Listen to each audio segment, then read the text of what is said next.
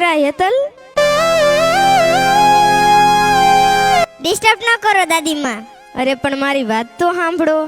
તમને કીધું ને કે ડિસ્ટર્બ ન કરો. મારી પાસે ટાઈમ જ નથી.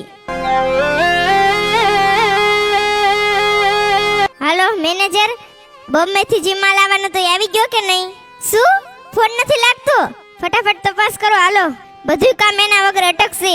કામ બંધ રહે તો અમારે કેવડું મોટું નુકસાન જાય છે, ઈ તો તમને ખબર છે ને. તપાસ કરો હાલો ફટાફટ, પછી મને કીજો કે શું થયું. હવે નવરા થયા હેતલ દીકરા? ના ના, હું નવરી જ નથી. મારે હજુ કેટલું કામ બાકી છે. વચ્ચે વચ્ચે બોલીને મારો ટાઈમ ન બગાડો દાદીમાં. હાલો શેઠ, આગળના બિલના પૈસા આવ્યા નથી હજુ. ક્યારે મોકલવાના છે? અરે યાર, ઈ મારો પ્રશ્ન નથી. તમે બીજાના ટાઈમની કદર તો કરો. આ છે ને છેલ્લી વખત છે. હવે છે ને હું આમ નહીં હલાવી લઉં. ટાઈમની કિંમત હોય કે ન હોય? હારું હાલો, પૈસા ફટાફટ ટ્રાન્સફર કરો. અરે દીકરા, મારા હાથે જ તે તમારા માટે તમારી મનગમતી ચોખા ઘીની સુખડી બનાવી છે. તમને બહુ ભાવે છે ને, તો થોડોક ટાઈમ હોય ને. દાદીમાં, તમારે બીજું કઈ કામ છે કે છે જ નહીં? મેં હજુ તમને કીધું ને કે મારે ઘણા કામ બાકી છે. મારે આવો ફાલતુ ટાઈમ નથી ખાવામાં બગાડવાનો. અરે દીકરા, શું નકરા ટાઈમ નથી એમ જ કરો હો? એટલું બધું કામમાં વ્યસ્ત ન રહેવાય. દાદીમાં, તમને એમાં ન ખબર પડે. પૈસો ભેગો કરવો હોય તો બધું કરવું પડે. તમારે ઘરે બેઠા બેઠા કઈ ગપાટા મારવાથી ઢગલો ન થઈ જાય. અરે દીકરા, એ તો હું પણ જાણું છું કે બેહી રહેવાથી કઈ ફાયદો નથી થતો. પણ દીકરા, તમે તો ઉઠો ત્યારથી કે હાંજે હોવો ને ત્યાં સુધી નકરું કામ વાહે ધોળો હો.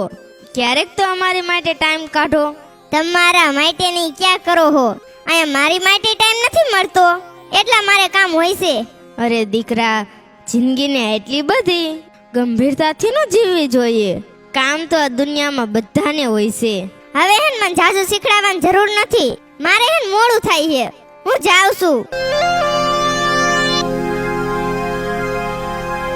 હે ભગવાન, આનું ધ્યાન રાખજો. આને એ જ નથી ખબર કે ખાલી પૈસા ભેગા કરવા માટે જ ભગવાને આપણને માણસની જિંદગી નથી આપી. જો ખાલી પૈસા ભેગા કરવા જન્મ આપ્યો હોત ને, તો પરિવાર કે પછી સગા સંબંધી ક્યારેય ન આપ્યા હોત. પારકા કે પોતાના જેવા તફાવત જ ન હોય.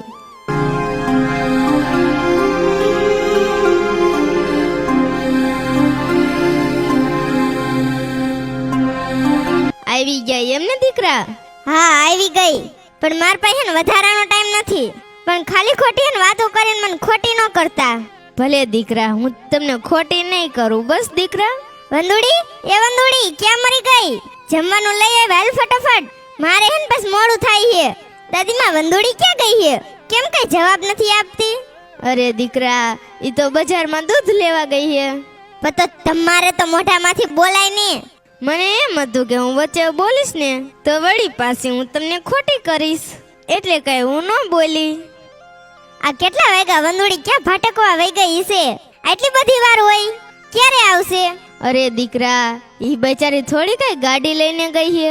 હાલીને જાય અને આવે વાર તો લાગે ને, પણ હવે વધારે વાર નહીં લાગે દીકરા, આવતી જ હશે.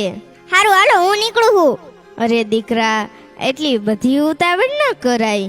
હમણાં વંદુ આવી જશે, અને જો વધારે ઉતાવળ હોય ને તો લ્યો, હું તમને જમવાનું આપી દઉં. નથી જમવું મારે.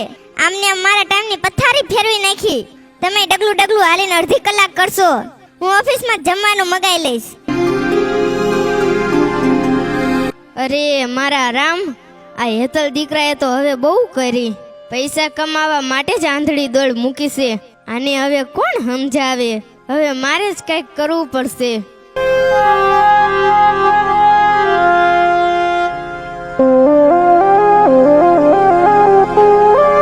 આવો દીકરા, આવી ગયા એમ ને?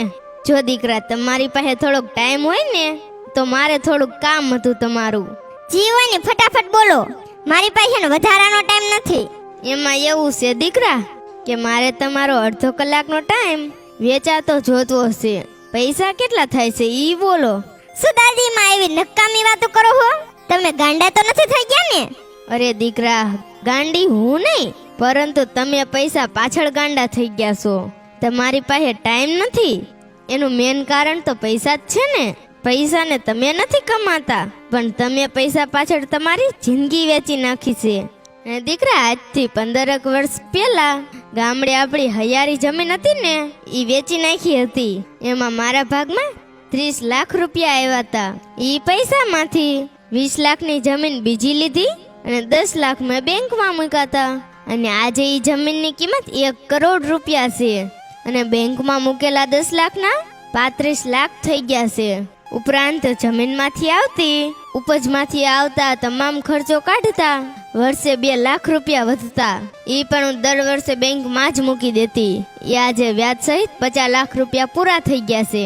અને હવે તમે મને કહો કે હું ખાલી બેઠી બેઠી ગપાટા જ મારું છું?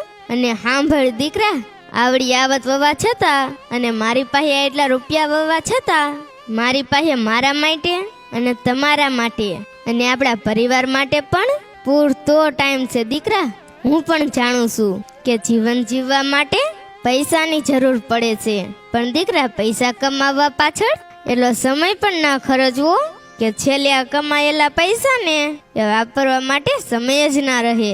અને દીકરા, પૈસા કમાતા કમાતા આપણે આપણા પરિવારનું પણ પૈસાથી વિશેષ ધ્યાન રાખવું પડે છે. દીકરા, હે દાદીમાં, આ પરિવાર એટલે શું? અરે દીકરા, પૈસા પાછળ તમે એટલા બધાય ગાંડા થઈ ગયા કે તમને પરિવારની જ ન ખબર પડી અને લાગણીના સંબંધોને ક્યારેય ન ઓળખી શક્યા. દીકરા, હા દીકરા, હું તમને સમજાવું કે પરિવાર કોને કહેવાય. જે પરિવારમાં બંધારણ ન હોય પણ વ્યવસ્થા હોય, સૂચન ના હોય પણ સમજણ હોય, કાયદો ન હોય પણ અનુશાસન હોય, ભય ન હોય પણ ભરોસો હોય, શોષણ ન હોય પણ પોષણ હોય, આવરણ ન હોય પણ આદર હોય, સંપર્ક ન હોય પણ સંબંધ હોય, અર્પણ ન હોય પરંતુ સમર્પણ હોય. અને દીકરા, આને જ સાચો પરિવાર કહેવાય. અને દીકરા, હું ક્યાં મારી મિલકત ભેગી લઈને જવાની સૌ? આજ લગીન તમે મને બોલવા જ નથી દીધી અને થોડુંક કહેવા માટે પણ ટાઈમ નથી આપ્યો. પણ દીકરા, જિંદગીમાં કમાવ ભલે ગમે એટલું, પણ જિંદગીમાં કોઈની આંખમાંથી જો ટપકતા દુઃખના આંસુ ને જો સુખના આંસુમાં ફેરવી શકો ને, તો સમજવું કે આ ધરતી પર આપણો ધક્કો વસૂલ છે. દીકરા, દાદીમાં, મને માફ કરી દ્યો. ઘરમાં જ સ્વર્ગ હતું અને હું 4 ધામની યાત્રા કરવા નીકળી ગઈ. જો પેલા જ તમારી વાત ક્યારે સાંભળી હોત ને, તો મારે સવારથી સાંજ સુધી ક્યારે ટાઈમ ગોતવા ન જવું પડે. ખમ્મા મારા દીકરા, ખમ્મા. હો વરના થાવ, પણ હા મારા વાલા, પૈસાની ભાગદોડમાં ક્યારે પરિવારને ન ભૂલી જાતા. જય દેવા દાદા.